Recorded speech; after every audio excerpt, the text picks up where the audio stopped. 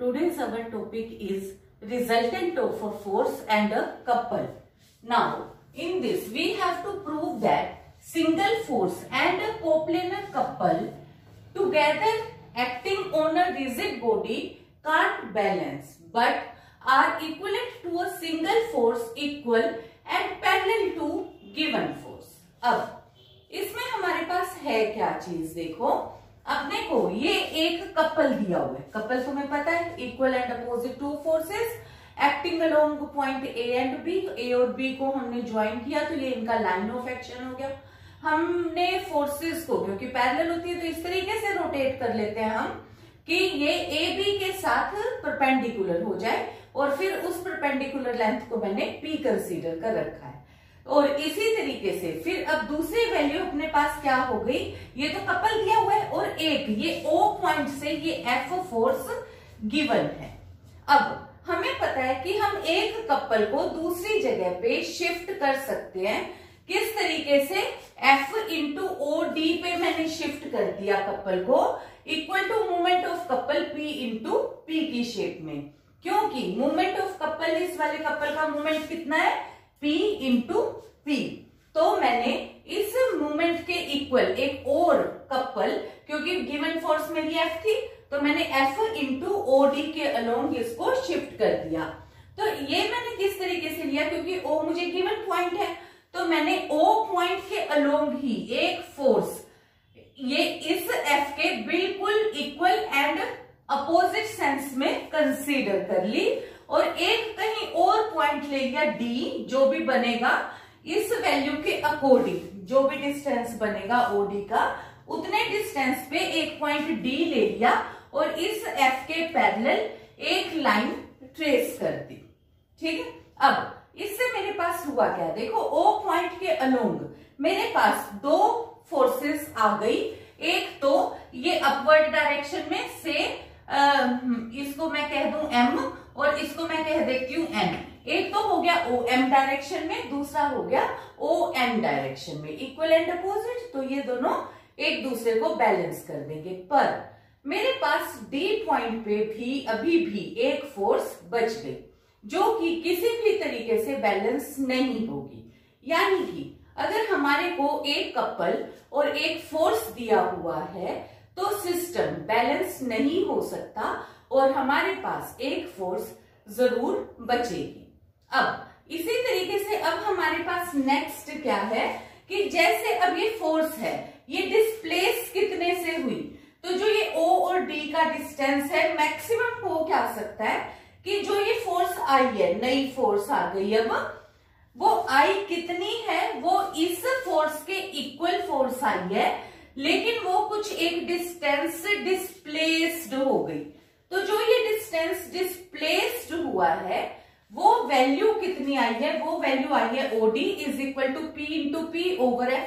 ये वाला P into P तुम्हें पता है मूवमेंट ऑफ कपल है, गिवन कपल, और ये F क्या है, गिवन फोर्स। यानी कि मैक्सिमम हमारे पास ये हो सकता है कि जो रिजल्टेंट फोर्स है वो केवल OD से शिफ्ट हो जाएगी, यानी कि equal to movement of couple over given force.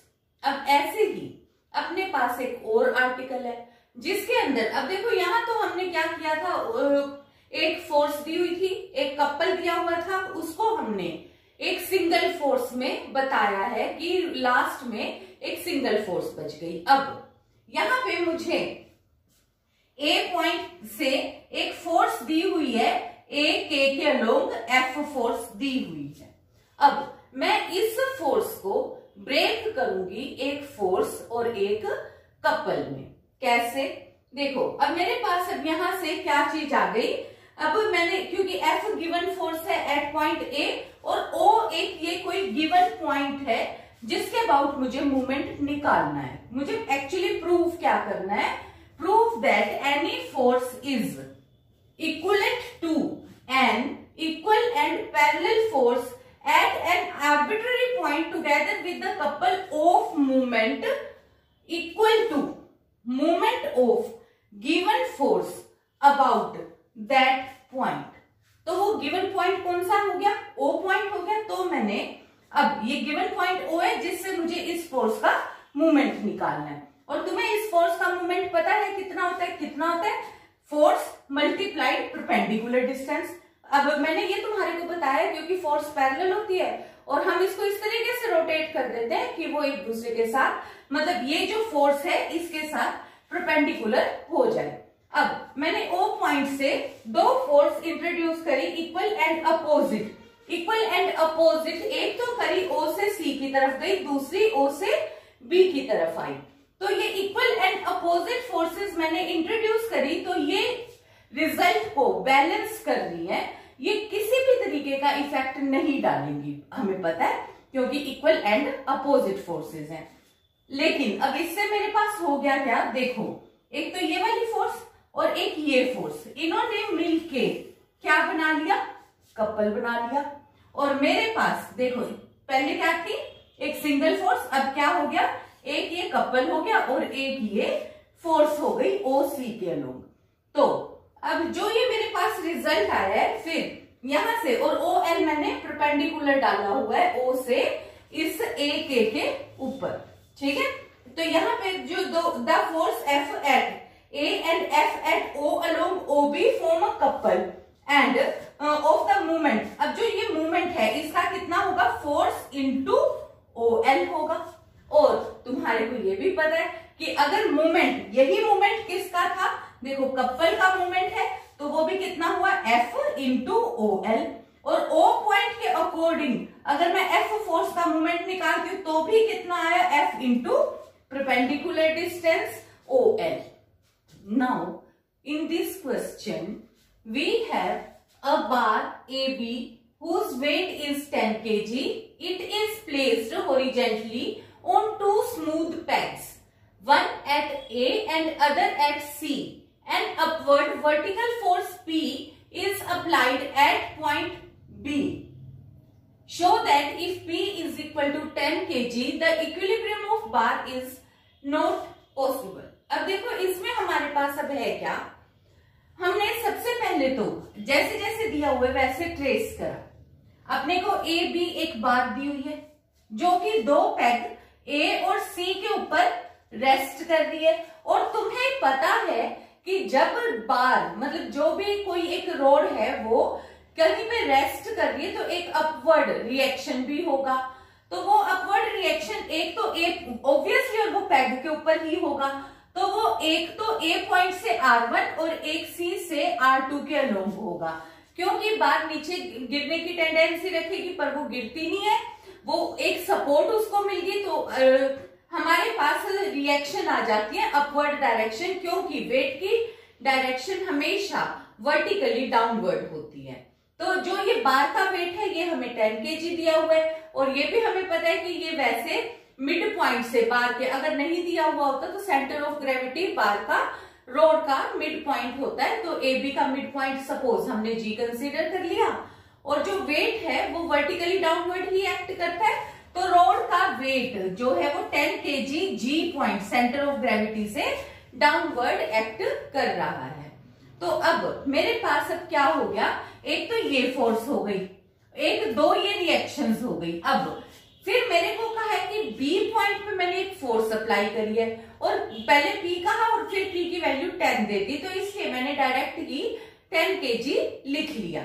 तो B पॉइंट से एक अपवर्ड फोर्स मैंने 10 kg अप्लाई कर दी। अब इससे मेरे पास अब क्या हुआ कि ये वाली एक R1 और R2 दो फोर्सेस हैं, तो मैंने इनका रिजल्टेंट किसी एक पॉइंट D पे शो कर दिया कि एक इनका रिजल्टेंट होगा, क्योंकि कितनी भी फोर्सेस हो हमें पता है कि हम उनका लाइक पैरेलल हो तो उनका रिजल्टेंट अनलाइक भी होती तब भी रिजल्टेंट लिख सकते थे। तो मैंने इनका रिजल्टेंट लिख लिया R is equal to R1 plus R2, और वो शो कर दिया सम पॉइंट D पे, ठीक है। तो वो ये मैंने शो कर दिया। अब देखो जो सिचुएशन है वो मेरे पास किस तरीके से बन गई कि ये 10 kg वेट G पे और ये 10 kg वेट B पे, इन्होंने क्योंकि equal and opposite in direction है तो इन्होंने कपल बना लिया, और मेरे पास अब एक फोर्स बच गई R, ठीक है। यानी कि अब मेरा जो सिस्टम है, मेरे पास एक फोर्स है और एक कपल है, और मुझे पता है कि single force with a couple can't balance each other. तो मेरे पास जब भी मैं न्यूट्रलाइज करने की कोशिश कोशिश भी करूंगी तो मैं मैक्सिमम क्या कर सकती हूँ कि हो सकता है मैं कपल को खत्म कर दूं, क्योंकि कपल को हम शिफ्ट कर लेते हैं, और पर तो भी मेरे पास एक सिंगल फोर्स हर हाल में बचेगी ही बचेगी और ये सिस्टम कभी बैलेंस नहीं हो पाएगा। Again in this question we have PQR, two like parallel forces. If two equal and opposite forces S along any two parallel lines at a distance B apart in plane of PQ are combined with them, show that resultant is displaced through a distance B into S over P plus Q. तो अब देखो हमारे को सबसे पहले given क्या है। एक तो हमारे को S दो forces with the distance B ये दिया हुआ है, और उसी प्लेन में दो लाइक पैरेलल फोर्सेस P और Q दी हुई है। तो हमने कपल फॉर्म किया SS से, जो भी MN के लोग, और इसका मोमेंट ऑफ कपल हमारे को पता है कि कितना हो जाता है S इंटू परपेंडिकुलर डिस्टेंस। तो ये हो गया S इंटू B, और इसमें फिर अब जो ये दो लाइक पैरेलल फोर्सेस दी हैं, तो हमें पता है कि सिस्टम में हमें कितनी भी फोर्सेस दे दे हम उनको एक सिंगल फोर्स में चेंज कर सकते हैं। तो यहाँ पे हमने इन दो लाइक पैरेलल फोर्सेस को एक single force P plus Q में चेंज कर दिया। तो यहाँ पे ये इन P और Q का रिजल्टेंट हो गया, जो कि C पॉइंट पे एक्ट कर रहा है P प्लस Q। अब हमें पता है कि अगर हमारे पास एक कपल हो और एक फोर्स हो गिवन, तो अभी जैसे हमने आर्टिकल किया था तो उसमें हमने क्या किया था कि कभी भी एक दूसरे को बैलेंस नहीं कर सकते, बस सिर्फ क्या हो सकता है कि कुछ एक डिस्टेंस डिस्प्लेस हो सकता है, किसका, की फोर्स का, ठीक है। और वो फोर्स कितनी होगी, जो डिस्टेंस है वो कितना डिस्प्लेस होता है, इज इक्वल टू जो मोमेंट ऑफ कपल दिया हुआ है ओवर गिवन फोर्स। क्योंकि अब गिवन फोर्स हमारे पास रिजल्टेंट फोर्स है, वो हो गई P प्लस Q, तो ये मोमेंट ऑफ कपल हो गया S इंटू B, और रिजल्टेंट कितना हो गया फोर्स का P प्लस Q। तो ये हमारे पास अपने को यही क्या प्रूव करना था, is displaced through a distance, और यही हमारे पास इसका रिजल्ट आ गया। तो that is all for today, thank you.